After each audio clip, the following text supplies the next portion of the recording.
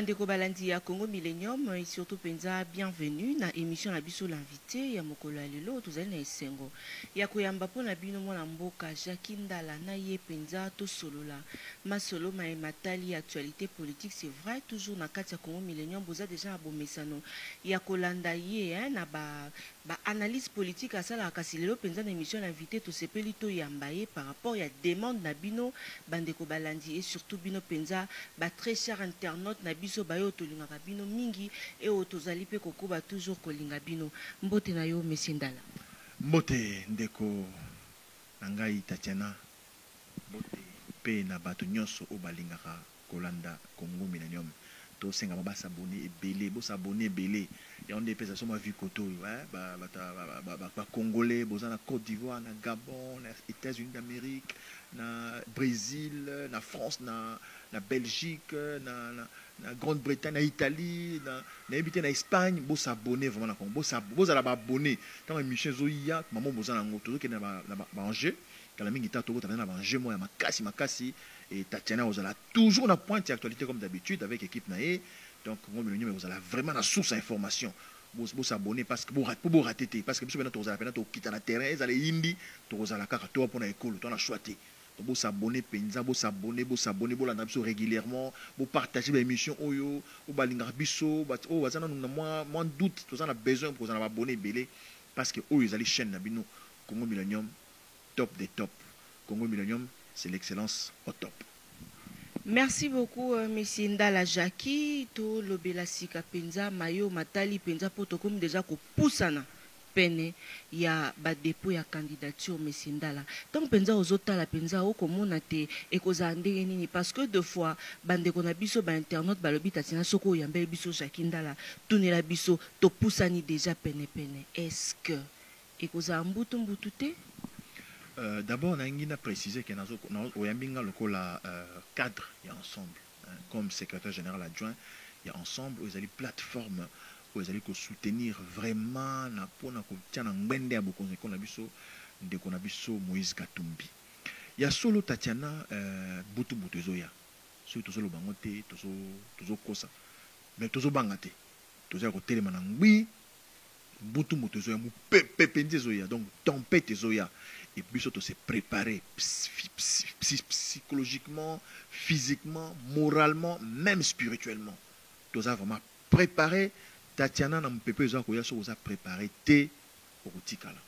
Au kokoya, au kokipe ko perdre vie na yo.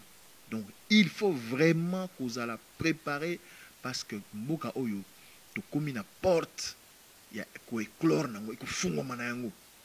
Donc ce cas régime Kabila oyo longo mboka fun. Mutu nso akoya après en tout cas mboka fungo ma. C'est fungo mi kutu telega comme douleur d'enfantement maman so ngabo tata ndingo. Monsieur Ndala, lelo to lamuki na tongo to mona ba réseaux sociaux penza ba pandi déjà Kabila prêt pour na troisième mandat. Bosa ndenge nini penza bino ba ensemble. Tant bazo ba Kabila prêt pour na troisième mandat wana. Nazo mitu na batu wana on dit bazo banga. Bazo banga nini? Ye mutu oyo fa banga zo na ete so zo banga. Ala isemli zo banga te. Bino so bato bo fo bo banga te bozo bola se bo banga te. Kabila al akende kotika. Candidature na atiki penda yango na seni ndenge tozoka scénario ba olinga basala kiso scénario boya yango après cours soki nini wa che wa nommé wana eko valider yango tozela Tatiana. S'il y a des choses à faire ma sœur ma consoeur ndeko na ngai ba tata ba mama bandeko soki ça makambo eko salema na moto makasi o Kabila ko sala ko notre candidature n'est pas un candidat té to yiko le na télévision ta tout pense ça on a TV boita ils ala rata et ça les makaka mukolo wana nakanisi même bato bakufa bakotamuka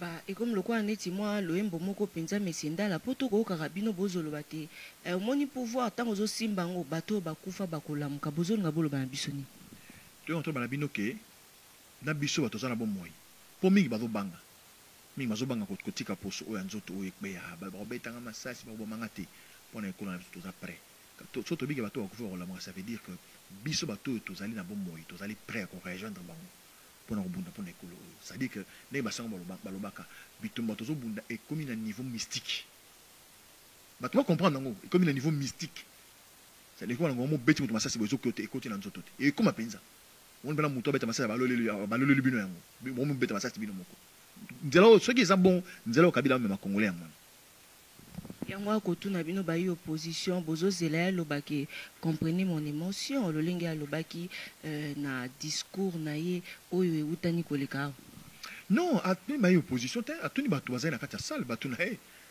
atuni bato na ye bana na ye oyo bayokelaka ye oyo babetela babuzo bana ye maboko bango atunaki yo mona moto opposition azali na kati ya salle tomona moto ensemble mo azali na kati ya ensemble ya salle wana ase moke na bango bazo comprendre te heureusement au moins bino bosala ba émission politique mais bosala ba analyse te alobi akoti abi a sentir que na kati tension ezali bato na ye moko oh ça o apesa mongo chaque jour amoni bena no tension eza na salle amoni a sentir ngo apa lobi boza na loba comprendre mon émotion c'est-à-dire ka yebi histoire mboka oyo yemo so mango comprendre te ça veut dire ka yebi histoire mboka eza na mutu moko eza makasi na nguya koleka ye a gérer mboka oyo na nenga bozoba na nenga boyina boy koleka ye mais aloba comprenez mon émotion c'est-à-dire atangisa ma miso tant moni kana komi na suka mais ya ayebi kana komi na suka aloba comprenez mon émotion te alors bien mot donc il faut que ça la banalise Tatiana ko kenya na mamso na ndenge ya biloba loba te mbang te Kabila azana suka à comprendre que mandat les aussi la lolinga Mobutu parce qu'à se comporter des mois Mobutu c'est tout simplement ça Monsieur Ndala tolinga penza toyeba nanu tosolola na mwa likambo penza osala mwa pasi po lelo toko comprendre te nani nde esengeli azala candidat o expliquer biso non ba critère o esengeli na moto po azala candidat critère moko ezali te loi et lobby o aza éligible azala mwana mbotama ya Congo démocratique abu pia azala mibu 30 ans moto oyo tata na ye azali congolais akoki kozala candidat 30 ans, soit en âge à 30 ans, et si ils ont la condition de soutenir. Mais ils ont interdit. Les Timoto, ils ont président, à les 2 mandats, à Koki, qu'ils ont la candidaté, le cas Yandeko, Kabila. Voilà. Monsieur Ndala, tokutanaki na ote, tozongana na mwa sima penza, maimalekana na 3e congrès ozalaki organisé na bandeko na biso ya MLC. Analyse nini penza yo salaki. Mais na lobaki yango babandaka na lobi na ndenge ya logique de tout le logique moro to baneti centriste to neutre bon PMLC c'est parti politique hein baza libre invité moto bango balingi baza vraiment libre mais na ndenge ya bitumba to bunda lelo na ndenge ya makambo Kabila na bato bayaki na congrès ya MLC wana basala mboka oyo bato bakufa babeta bato bazo ba masasi je pense que maman Eva Zaïbe azalaki na devoir moro te ya inviter bango parce que ça la bilo musuta ozo sala yango ozo passer un message na le baka bino bomo bato du to lo na TV on va le na TV o loti costume ozo loba mais est-ce que bi état d'âme ya mutu est-ce que bi état d'esprit ya mutu est-ce que bi intention ya mutu même atati dino to loba awa bato ba otala biso est-ce que bi intention na ngai est-ce que bi intention na yo est-ce que yo est-ce que ngana to bi intention ba otala biso dans ce que nous faisons chaque jour madame il faut to yeba intention et anime. Ce qui a gêné, ce qui a dérangé, moi personnellement, parce que vous tournez ma question, ils allaient le fait que la Moni Penza, le congrès, il y a parti mon néné, où on a CP la temps, on va libérer Jean-Pierre Bemba. La Longola, pardon, la Longola, dans ma colonanga, et pas dans la tina siège à MLC, pour la CP là. La Moni m'a invité Chadari, où Azalaki ministre de la Défense, pardon, ministre de l'Intérieur, tant qu'on va bêta terrestre kapanga la Massasi. Tant que bêta aussi Mukeni Massasi, tant que bêta Serge Boloko Massasi, tant que bêta Hussein Gandou Massasi, ministre Wana, Yende Bayambi, s'il vous plaît, ça fait mal. Mais, dans le cas de MLC, c'est libre, c'est vraiment libre. N'a pas eu que émotion, n'a pas eu que sentiment, mais dans la logique Wana, je pensais que le MLC était avec le peuple. Mais ça pouvait qu'effectivement, non, le MLC n'est pas avec le peuple, le MLC s'en fout du peuple. Et bah, ça n'a droit, ça donc tout ça la démocratie. Tout ça la démocratie, tout qui est dans le mboka Jacques Ndala, est-ce que Moïse Katumbi azoya na Kinshasa? Moïse Katumbi Chapwe azoya ko déposer, ko s'enrôler et puis ko déposer candidature na CENI, le candidat na biso na poste ya président de la République démocratique du Congo. Ngai secrétaire général adjoint dans la charge na ngai ba jeunesse ba jeune nyonso dans déjà ko avion na ngai pona okende Goma, Lubumbashi, Mbujimai, Kisangani, Mbandaka pona koyebisa batu nyonso o baza ko croire na Moïse kindo na bosani kindo te na bosani bandundu te na bosani Congo central te tout ça okende ça te non Moïse azakoya tolobaki na likanisi moko tolobi Moïse c'est un milliardaire azana mbongo na ye mais senga ki pona symbolique mo boye ba jeune bazwa responsabilité ko futela ye $100,000 oya caution biso to la campagne on to ça la déjà boye kala mingi ta so to kutana o lobby to website numéro compte to ça la bati na mbongo na bango to pesa numéro ya M-Pesa Orange Money nini suswana Airtel Money na nyonso ya money man oyo ba argent électro to pesa na numéro wana oyo azana 1000 francs na ye atindi pour to kangisa mbongo na to futela Moïse Katumbi Chapwe caution azako ya. J'insiste qu'Azako ya nga déjà wazali donc représentant na niveau jeunesse na on déjà déplacement pour sensibiliser Congo mobimba. Tozela nini monsieur Ndala na mwana mboka Moïse Katumbi. Bozela mbongwana. Bozela humilité. Bozela ntombama ya Congo démocratique. Bozela mwana mboka Jackie Ndala ndenge tokoyoka te bino bolobi ke tozela président Moïse Katumbi azoya mende tozotala penza lelo na République démocratique du Congo surtout pe na ba diaspora ba bazolanda biso baza un peu découragé bazoloba que Moïse Katumbi akoya na été wana eza na ngoka comme lokola ndeko moko alobaka du blablabla bozoloba kaka boye kasi ya akoya te ba dekwana yo solo na bango to ozika ma solo na balabala ba solo na bango. Ah, ok. Si vous avez un bango, on répond si côté. Tout ça, l'émission est sous. Yo tout na bango, baza ko douter na nini. Nini ko tina Katumbi ayate. Et là, nini oyo, tam souza na onde bisingai. Qu'est-ce qui peut faire Katumbi ayate na mboka? Qu'est-ce qui peut faire Katumbi ayate? Il n'y a pas de raison et Moïse ayate. Depuis Moïse avant na poto avant na ye parce que il fallait amener une lutte d'abord diplomatique. Tozai na mutu mote ya ora makasi kokota na kokota contact na ba lobinga minene na poto bi mo ni za o dirigeant côté tozotomi ko sa te o dirigeant au sein extérieur te. Arande ba la souveraineté oui sur le plan de la gestion de la chose publique oui souveraineté zali même à toza na passion ya mboka mo za la ndenge tata o nyane mande folobi mais ce qui est important ici c'est que Moïse était à l'étranger, mesdames et messieurs chers compatriotes, pour des contacts purement diplomatiques. Et le travail a été fait, vous êtes témoins, vous savez comment le gars est très, très affaibli. Donc, Azana officine Morusto a exaté. Alors, Moïse a reconnu à Wanambokate pour Nanini. Raison exalité. Raison, parce que le Bezali, condamné qui est 3 ans, n'a pas eu raison. Bien honte. J'irai sur bien honte. Avant, dans le marché, on a 3 ans de prison ferme pour la spoliation et un daku. Boye. Si koyo, tant que condamné, à 5 kazobela, à qui se faire soigner dans Libanda, accueilli. Tant accueilli, et bien, il y a exil. En même temps, à répondre à l'activité, et à contact. L'aspect le plus important, le lot, c'est que, condamné Moïse Katumbi, juge Oyo, à Kimi Namboka. Batunyo sur mona elle regarde TV5 France 24 CNN juge wana aloba bien alobi jugement au na salaka ezalaka sous pression na kata dossier na eloko moya kokanga ezate donc ce qui est important ce qui est valable c'est le fait que ce juge ait rejeté cette comment dirais-je ces verdicts. Donc, ce que juge ou a prononcé verdict, a annulé, a lobby déjà que les verdict nous sous pression. Donc, verdict est annulé. Donc, Moïse n'a rien à avoir peur. Attendez, un ministre, il y a finga bato mikolo, ministre mo ya mutu, on a toqué, a finga fango diongo, a finga même la journaliste. C'est un malade mental quoi. C'est vraiment c'est de la folie quoi. C'est de la bassesse. Pour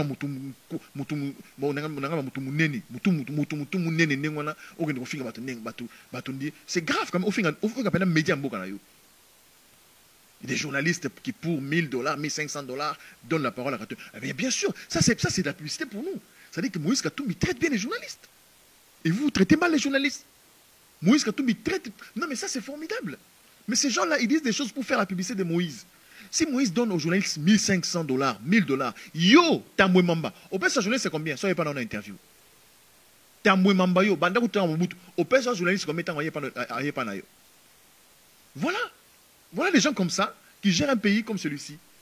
Voilà des gens, des irresponsables comme ça, des gens remplis de bassesse qui n'ont aucune valeur ni morale ni intellectuelle, mais qui se permettent du n'importe quoi. Donc Moïse Katumbi va rentrer.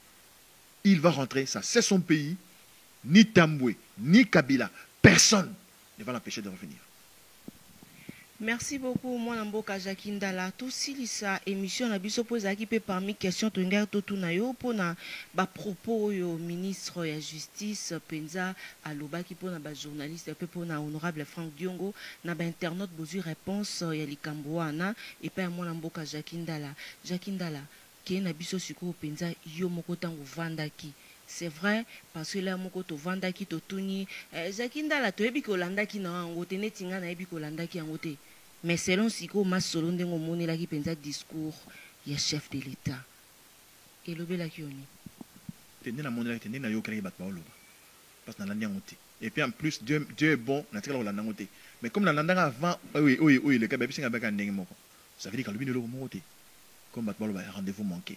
Mais un aspect moko Tatiana il faut tout retenir hein. Moko so nza mapesho makoki atani osala émission boy. Ok, si vous avez une question, comprendre bien. On dirait que vous avez un discours. Vous avez un oreille, vous avez le baboui. Parce que vous avez même pas un baboui. Nga, quand vous avez un baboui, vous avez vraiment un baboui, quand vous avez un baboui, vous avez devant bateau. Tatiana, vous avez comprendre l'ocognon sur le détail. Parce que Makambunazolo, ils ont engagé Nga. Ils ont engagé personnalité Nangaï. Ils ont engagé réputation Nangaï. Mais tout ça, comme on a l'impression que Moutou n'a habité sur le bazar ndengeni. Dans un le moment batine l'engaya na tangela yongo. Batanga bazana téléphone de dans son discours, Kabila dit le salaire le plus bas du fonctionnaire est passé de 65 000 francs congolais en 2010 à 129 000 francs congolais en 2018. Babi, calculons ensemble. Janvier 2010, $1 est zalaki 800 francs congolais. Janvier 2018, $1 est commis 1630 congolais, 1630 francs congolais. Donc, salaire, oh, il y a et outil à $81,5 et qui tient à $79,14. N'est-ce pas, ça 8 ans?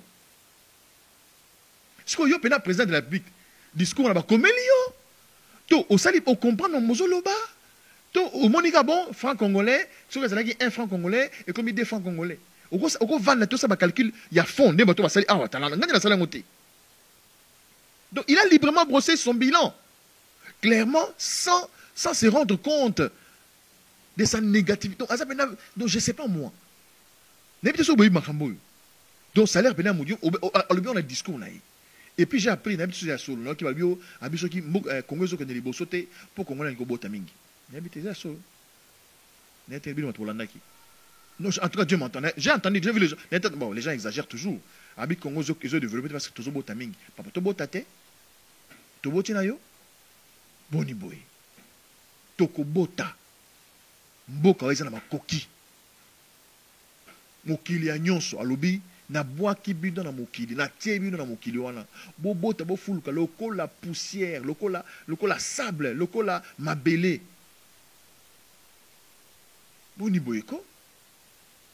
Donc, na discours wana na lobaki question wana bon. Na landa yangote na bosso kane mamona moni on a tangelo tout à l'heure na tangi on internet au pe na lobby qui soit bababi bo ils ont développé té ko tozo bota mingi na récupérer na masolo donc naza informé le komo rotende wana ngai donc na yebi ko tenzo le kate nga ko dans la sous discours Kabila té bino de bozo zela loba non mais je serai pas candidat non bino de bozo zela nga la bozo zela moti ngai na yebi constitution le bien za président té à za présenté donc na candidature bozo candidature na monto na élection ça y est et puis président Robima et puis de gérer Moukaroy. Voilà. Merci beaucoup, M. Ndala. Ce que un message que Sengel n'a eu lancé, n'a pas eu sur Bazaï Kolandabus. Nous avons lancé un message, n'a pas eu sur Bajen particulièrement, où nous croire, même à tous en ensemble, nous croire qu'avec Moïse Katumbi, Moukaroy va démarrer. Tout ça, la confiance à présent Moïse Katumbi. to croire na ba compétence na ye, to croire na humilité na ye. C'est un monsieur qui arrive au sommet de l'État, assez à gérer province à Mouné, mais il y a développement. Donc, à une expérience, à un contact, à une relation, à un bilan, à un projet de société au Boyebi. Le programme d'ensemble est déjà connu de tous. Tanga o malam, il y a 4 piliers. Pour mettre au tchak, c'était ma casse, nous sommes aux un parti politique, aux un mouvement, aux la clarté, candidat Morazali, Moïse Katumbi, Bengabiso. Tabandeko va soutenir Moïse Katumbi, Tolobaki, Katumbi a 100 000 $, Azanango peut belé. Mais Tolobaki, bon, symboliquement, pour tout lier attachement à Bisso naïe, pour tout lier pouvoir naïe, na volonté na Bisso, il faut tout sanguer sans bon, tout ça, 1000 francs, 1000 francs, 1000 francs, 1000 francs. Attends 50 francs. Tout go, ça 100 000 $, il faut passer une caution pour poser candidature à la présidence de la CENI, pour foutre les yango, et puis tu es président. Voilà, voilà Tatiana, merci à trop l'opportunité de faire le Congo Millennium. Nous avons insisté dans l'union sur Bazolanda Bisso, pas l'Andabiso régulièrement, pas partager Bisso et Mingi, pas s'abonner dans Congo Millennium. Mais Koloyo, chaîne Moko, où vous avez en internet, où vous avez la réalité, vous avez l'information, et ça vous avez vraiment à Tatiana émission pour il faut équilibrer. Et moi je vais à Kabila et à Lobapé. Suppose que vous avez un Kabila et moi je vais à Loba, à part à Bilobela. So pour le coup, so appelle Moïse, j'appelle Moïse Aloba. Président Félix Joye Vital Caméra, zo onyo so maman Bazaïba, zo ngolek ça mon émission Balbaloba. Bazana batna mango. Attends pour les avions man na Zamboko, Joye Pekaka, atapareko. Baloba, o ezali Congo Millennium mi fonga pour na batu nyonso. Atozi grand prêtre cardinal Mosengo, Joye Aleka. Fongola Fongobo fona masolo, vraiment une coordonnatrice, vraiment Batuba ko tabata là-bas il y a aucune information. Parce que awa tout ça a raté l'information, l'information est à vie, l'information est à venir, l'information est à le socle et développement. Merci beaucoup Tatiana.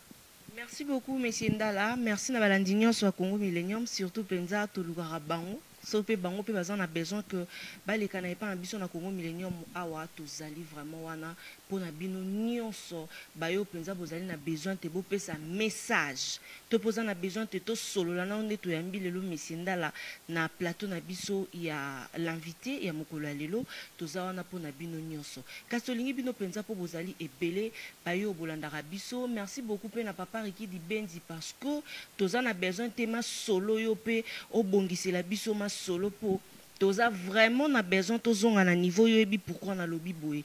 Merci également aussi à maman Jolie Bobby la pomme verte à motema ya papa Jolie di Benzi poza maman ya solo yango to bengio nguli motema ya papa Riki di Benzi to Jolie kala mingi te tozo banda vraiment thème moro ya bien défaite totale du diable après marathon de prière donc père Kondaza à Kinshasa et banzo tomakasi vraiment zongela ba bonne guérison à celui qu'on appelle Thomas l'homme de Dieu. To bien arrive vraiment mingi John Jean Boutoukou champion Cécile Osango Motema il y a Serge Katembo Fifi Chongo pourquoi pas aussi remercier John Chimbalanga Mutu Afalanga Bobby le number one il y a Fondation Foot doza de cœur Nabino Boza tellement ébélé Bino Baibolinga Rabiso l'homme de Dieu évangéliste Guigui Kabouya Cité des Oliviers Boza ébélé donc on continuer toujours et à s'abonner na site na biso to lingi bino tellement mingi soki nzambe azongité retrouvez-nous prochainement toujours car na émission où l'invité de Gueule Mavinga le roi Motema ya la reine Agnès Eric Lusando le noble Maboko Bank. Merci à toi Jires Mwanda triple brassard Boboto Bondeko Eko Bakoureni au Mabota Mabino. Au revoir.